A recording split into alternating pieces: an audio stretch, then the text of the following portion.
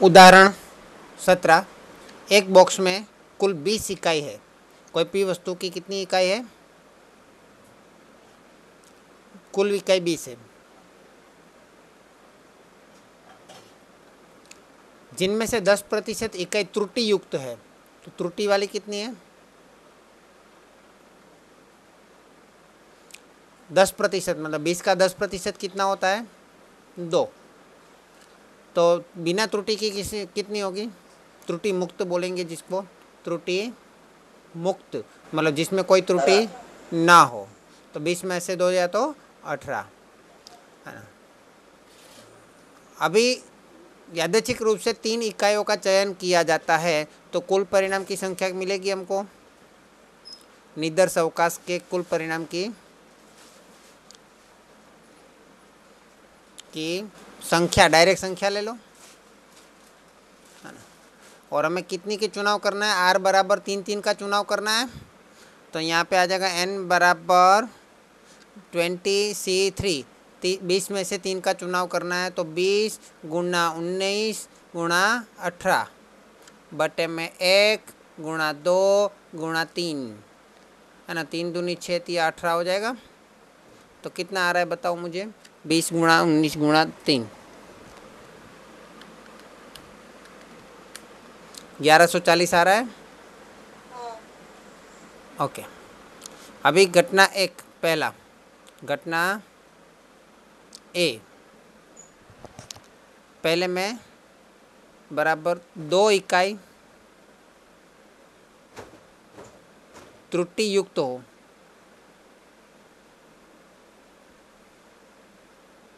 दो इकाई त्रुटि युक्त हो, त्रुटि युक्त कम है तो उसकी संभावना भी कम होगी। उसके सानुकूल परिणाम की संख्या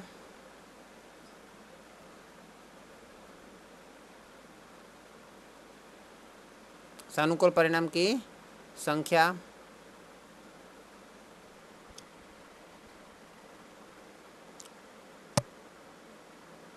m बराबर, अभी क्या बोला? 2 इकाई त्रुटि युक्त हो। हमें टोटल कितना लेना है? यहाँ पे ध्यान दीजिएगा, यहाँ पे लोगों की मिस्टेक बहुत होती है। 2 इकाई त्रुटि मुक्त हो तो त्रुटि मुक्त में से कितना लेना है? सॉरी, त्रुटि युक्त हो तो त्रुटि युक्त में से कितना लेना है? कितने हैं त्रुटि युक्त? 2 है, तो 2 में से 2 लेना है, क्योंकि दोनों त्रुटि युक्त होने चाहिए है ना। लेकिन हमारा ये 3 का टारगेट पूरा नहीं हुआ, नीचे हमें 3 का टारगेट पूरा करना है, मतलब 1 इकाई और लेना ही है ना। तो वो 1 इकाई कहाँ से मिलेगी हमको? त्रुटि मुक्त में से मिलेगी। तो 18 में से 1 लेना पड़ेगा है ना। तो 2C2 तो 1 हो जाएगा और 18C1 18 हो जाएगा ना। तो 18 गुणा 1 मतलब 18 हो जाएगा। ये हमारा आ गया नंबर ऑफ, मतलब घटना है कि सानुकूल परिणाम की संख्या। तो उसके ऊपर से P ऑफ A बराबर m/n हो जाएगा, बराबर 18/1140 हो जाएगा। अच्छा, 1140 में भी देखो 3 है और 2 मतलब 6 तो है ही है ना। तो 18 में भी 6 है, तो 6 से कट सकता है। 1140 को 6 से काटो, 190 आएगा, और 18 को 6 से काटोगे तो 3 आएगा है ना। तो यहाँ कितना आएगा? 3 गुणा 6 और 190 गुणा 6, तो 6 कट गया, तो 3/190 आंसर आया।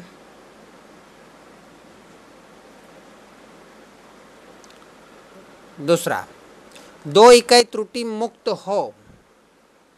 घटना B बराबर 2 इकाई त्रुटि मुक्त हो। तो सानुकूल परिणाम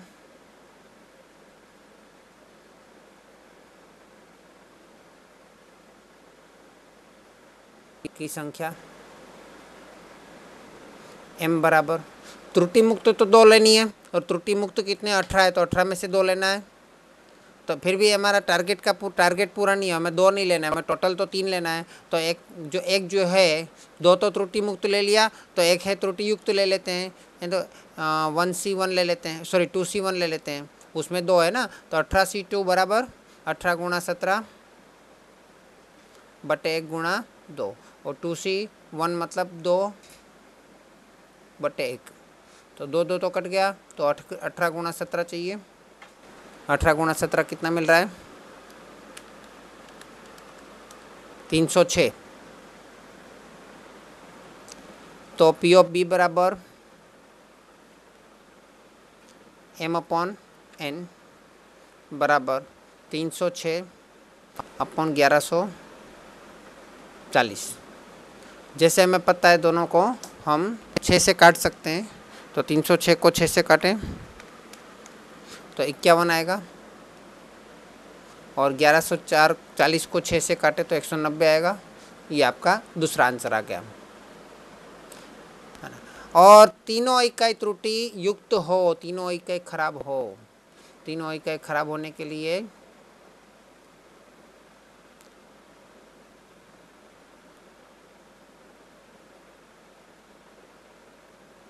नाम दे देते हैं घटना का सी। घटना सी बराबर तीनों इकाई त्रुटि मुक्त हो, त्रुटि युक्त हो।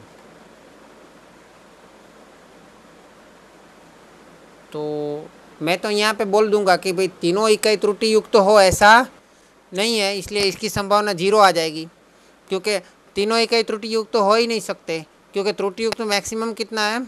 2 है ना। तो ये संभावना का जरा आंसर क्या आएगा? पी ऑफ सी बराबर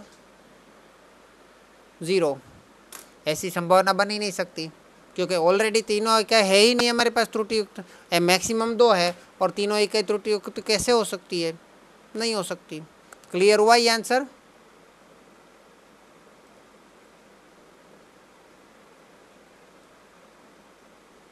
अभी आप लिख लो।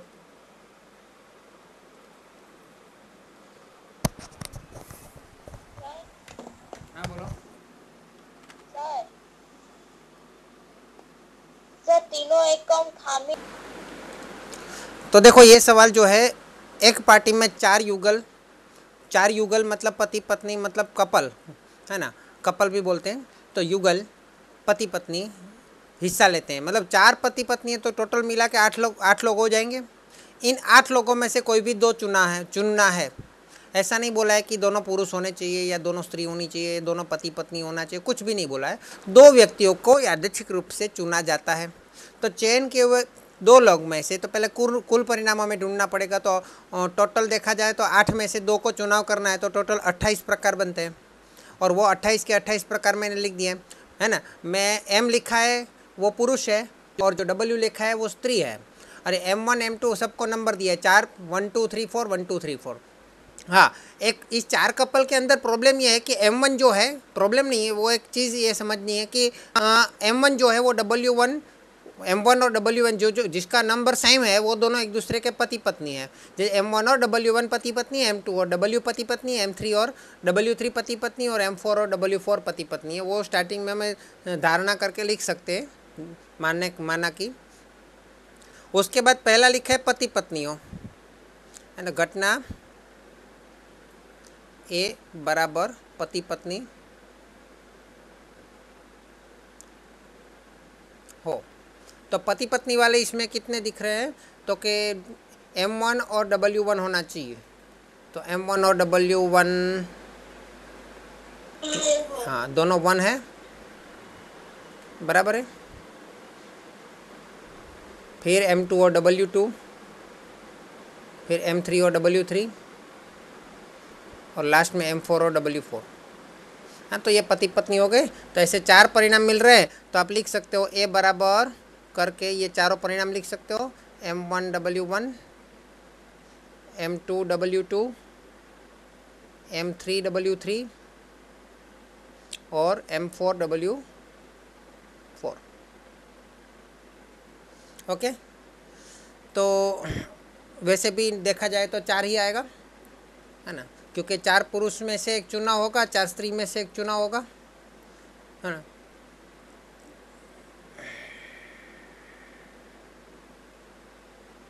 चलो, तो यहाँ पे सानुकूल परिणाम की संख्या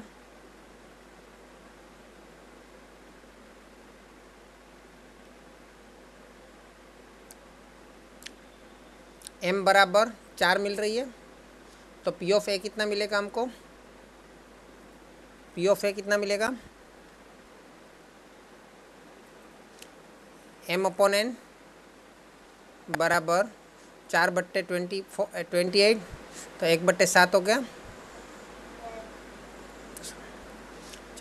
उसके बाद एक पुरुष और एक स्त्री बोला है, तो यहाँ पे आप वो लगा सकते हो, उस ऊपर वाले सवाल में आप ऐसा नहीं लगा सकते कि 4 में से एक, है ना, 4 में से एक पुरुष और 4 में से एक स्त्री, ऐसा मुश्किल हो जाएगा क्योंकि कोई भी स्त्री हो सकती है ना, उसको जोड़ी में ही रखना पड़ेगा। तो यहाँ पे बोला है कि एक पुरुष और एक स्त्री हो, तो कोई भी m के साथ कोई भी n मतलब w जोड़ सकते हैं, तो ऐसे 16 परिणाम मिल सकते हैं आपको, है ना, वो आराम से पता चल जाएगा। घटना b बराबर एक पुरुष और एक स्त्री हो। क्लियर? तो एक पुरुष और एक स्त्री हो गए तो क्या होगा? तो इसमें घटना बी में तो बहुत सारे बन जाएंगे, है ना।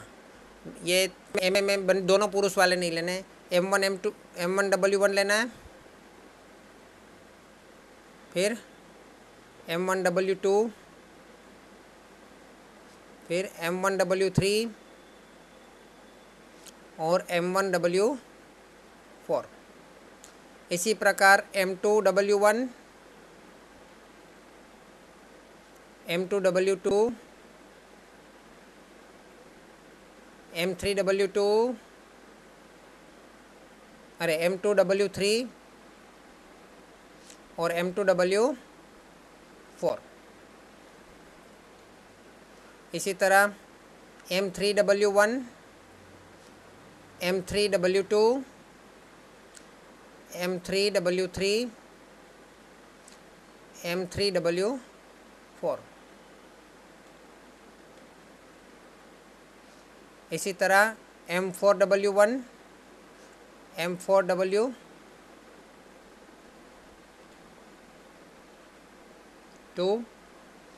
M4 W3, M4 W4। तो कुल परिणाम यहाँ पे कितने मिल गए? सानुकूल परिणाम m बराबर 16। तो P ऑफ B क्या मिलेगा? m अपॉन n, 16/28 बराबर 16 को भी भाग सकते 4/7। चलो अब मेन क्वेश्चन जो है वो अब आ रहा है कि एक पुरुष व एक स्त्री हो परंतु वे पति पत्नी न हो, उन घटनाओं की संभावना का मान ज्ञात कीजिए। देखो यहाँ पे क्या बोला? एक पुरुष और एक स्त्री हो, ऐसा लिखा है ना, तो वो तो हमारी घटना बी को माना था ना हमने, है ना। बाद में क्या लिखा? वे पति पत्नी न हो, तो पति पत्नी वाला कौन सा था? वो ए था, लेकिन वो नहीं करना है, न बोला है, तो ऊपर डैश कर सकते हैं और उस दोनों के बीच में क्या कर सकते हैं? प्रतिच्छेद कर सकते हैं। ए डैश मतलब नहीं हो और बी में है तो बी छेद ए डैश मिलेगा, है ना। तो हम दो तरीके से कर सकते हैं, घटना नाम देख के भी कर सकते हैं और दोनों तरीके से कर सकते हैं।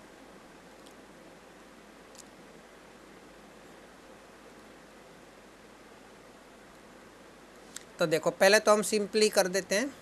घटना सी बराबर, यहाँ पे मैं लंबा नहीं लिख रहा हूँ, बी हो परंतु ए ना हो, मतलब एक पुरुष और एक स्त्री हो, बी में हो लेकिन ए ना हो, तो ए वाले कौन से इसमें पुरुष और स्त्री वाले कौन पति पत्नी वाले कौन से, उसको निकाल दिया जाएगा। ये पति पत्नी नहीं चाहिए, ये नहीं चाहिए, ये नहीं चाहिए और ये नहीं चाहिए। तो कितने बच जाएंगे? 28 में से 4 गए तो पूरा यहाँ पे मैं लिख नहीं रहूँगा सी में। 28 में से 4 गए तो, अरे 16 में से 4 गए तो 12 बच जाएंगे। तो यहाँ पे आएगा m बराबर 16 - 4 बराबर 12। ए वाले 4 माइनस कर दिए, है ना। तो P ऑफ C बराबर m अपॉन n बराबर 12/28। 3 चौके 12, 3 सत्ते 28, 3/7 आ गया। अच्छा, यहाँ पे घटना C बराबर B हो परंतु A ना हो, इसको हम अलग से ऐसे भी कर सकते हैं कि B हो परंतु A ना हो, बराबर इसका फॉर्मूला क्या है, B प्रतिच्छेद